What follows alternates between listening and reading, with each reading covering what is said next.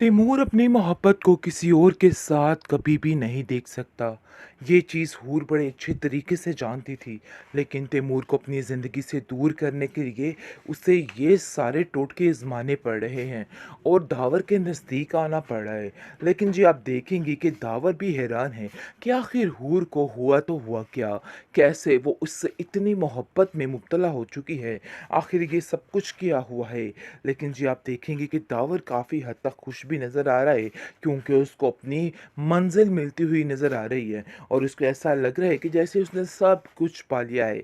आप देखेंगे नाज़रीन कि किस तरीके से बुरा हश्र हो जाता है तैमूर का, सिर्फ़ और सिर्फ़ इस हूर की वजह से, यानी कि हूर की बेरुखी से ताब नहीं ला सका ये बेचारा तैमूर, जिसकी वजह से उसका एक्सीडेंट हो जाता है।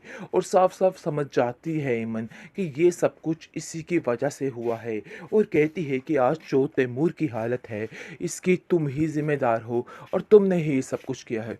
मैं तुम्हें कभी भी इस चीज़ के लिए माफ़ नहीं कर सकती। जिस पर हूर कहती है कि देखो, मैं आप लोगों के दरमियान कभी भी नहीं आऊँगी। मैंने कुछ भी नहीं किया, लेकिन कौन उसकी बात का यकीन करे। हर वक़्त उसको बुरा-भला ही कहा जा रहा है और उसको ही ज़लील किया जा रहा है। लेकिन ये बहुत बड़ी कमबख्ती है। और परी जो है वो एमन को कहती है कि आखिर असल बात क्या है, तो मुझे बताती क्यों नहीं? क्योंकि असल में एमन को इस चीज़ का भी ख़तरा है कि अगर परी को इस चीज़ का पता चल गया ना, तो परी कभी भी उसको ये रिश्ता नहीं करने देगी। क्योंकि ज़ाहिरी सी बात है, दावर जो है एक पल नहीं लगाएगा इस हूर को छोड़ने में और ऐसा नहीं चाहती है, क्योंकि अगर हूर को इधर से छोड़ दिया गया तो ज़ाहिरी सी बात है वो तैमूर के साथ ही शादी करेगी, जिसकी वजह से एमन दावर को या परी को इस बात की भिनत तक नहीं पड़ने देती और खुद ही हर चीज़ को सहती रहती है।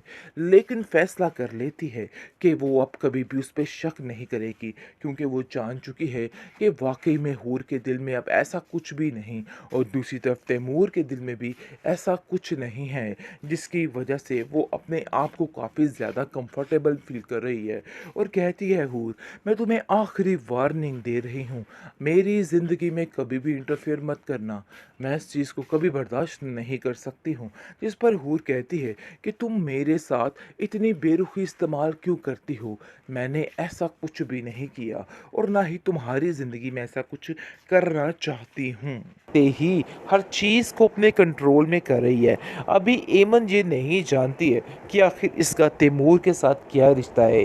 वो बहुत ज़्यादा परेशान है, क्योंकि वो समझ चुकी है कि पता नहीं कौन सी ऐसी लड़की है जिसकी वजह से तैमूर उसके ऊपर बिल्कुल भी ध्यान नहीं देता। लेकिन जी आप देखेंगे कि जो कुछ दावर की बीवी ने उसके साथ किया है उसके साथ, वो सारा कुछ बता देती है दावर को और कहती है कि आज तक इतने जुल्मों सितम आपकी बीवी मुझ पे करती रही है। मैं इस चीज़ के लिए इसको कभी माफ़ नहीं करूँगी और ये सब कुछ आपकी वजह से हुआ है। वो सारे उसके पोल खुल के सामने रख देती है और कहती है कि मुझे यहाँ से जाने का कहा जा रहा है, जितनी जल्दी हो सके मैं यहाँ से चली जाऊँ। ये देखिए और किस कदर मुझे रकम दी गई है ताकि मैं आप लोगों की ज़िंदगियों से जाकर दोबारा लौट के ना आऊँ। जिस पर उसको काफ़ी शदीद गुस्सा आता है और वो कहता है कि आखिर तुम्हारी इतनी हिम्मत कैसे हुई कि तुम हूर को यहाँ से जाने का कह दो? ये मेरी मर्ज़ी है कि मैं उसको जहाँ मर्ज़ी रखूँ। अगर मैं तुम्हारी इज़्ज़त करता हूँ तो इसका मतलब ये नहीं है कि तुम उसके साथ बदतमीज़ी से पेश आओ। तुम्हें उससे माफ़ी मांगनी होगी, क्योंकि मैं उसकी बेइज्जती अब कतई बर्दाश्त नहीं कर सकता, चाहे जो मर्ज़ी हो जाए। बेहतरीन ड्रामा सीरियल एक लव जिंदगी के इस एपिसोड में आप देखेंगे कि दावर को इस चीज़ का एहसास हो चुका है कि ये नफ़रत हूर की उसकी जान ले जाएगी।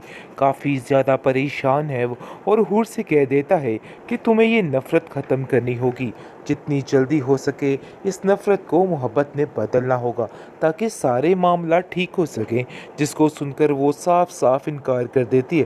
कहती है कि कुछ लोग इस काबिल नहीं होते कि उन लोगों से मोहब्बत की जाए और तुम उनमें से एक हो।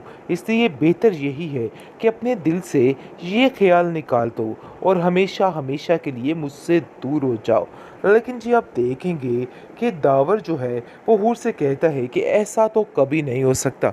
अगर तुम ऐसा सोच रही हो ना तो ये सरासर तुम्हारा धोखा है, इसके अलावा कुछ नहीं।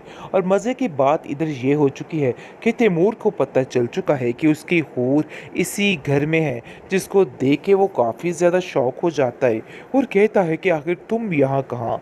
जिस पर इतनी हैरानगी उसको होती है कि आखिर वाकई में ये वही हूर है जिसके लिए वो पूरे ज़माने से लड़ा था और आज वो इस घर में किसी की बीवी बन के कितनी खुश अपनी ज़िंदगी गुजार रही है। लेकिन वो ये नहीं जानता है कि ये लोग किस कदर मुश्किल में उसको रखा हुआ है। दूसरी तरफ आप देखेंगे कि दावर की पहली बीवी के सारे जुल्मों सितम अब ख़त्म होने वाले हैं, क्योंकि अब हूर को वो जगह मिलने वाली है जिसकी वो हकदार थी। लेकिन ये बात वो समझ नहीं पा रही। उसको ऐसा लग रहा है कि जैसे उसकी वही औकात रहेगी। लेकिन दावर ने भी बता दिया है कि तुमने अगर आइंदा से उसके साथ कोई भी बदतमीज़ी करने की कोशिश की तो मुझसे बुरा कोई नहीं होगा।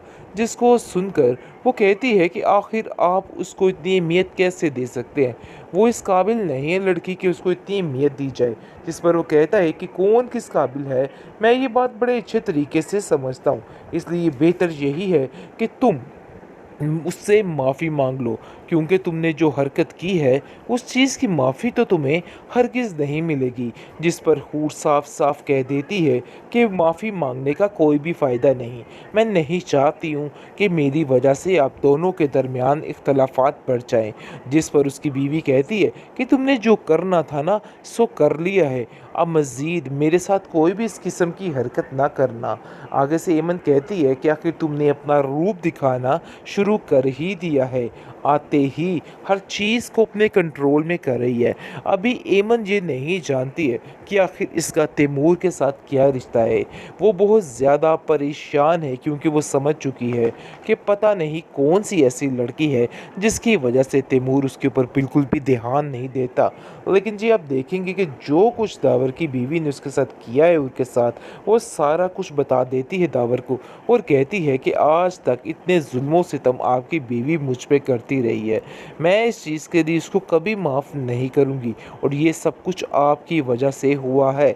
वो सारे उसके पोल खुल के सामने रख देती है और कहती है कि मुझे यहाँ से जाने का कहा जा रहा है, जितनी जल्दी हो सके मैं यहाँ से चली जाऊँ। ये देखिए और किस कदर मुझे रकम दी गई है ताकि मैं आप लोगों की ज़िंदगियों से जाकर दोबारा लौट के ना आऊँ।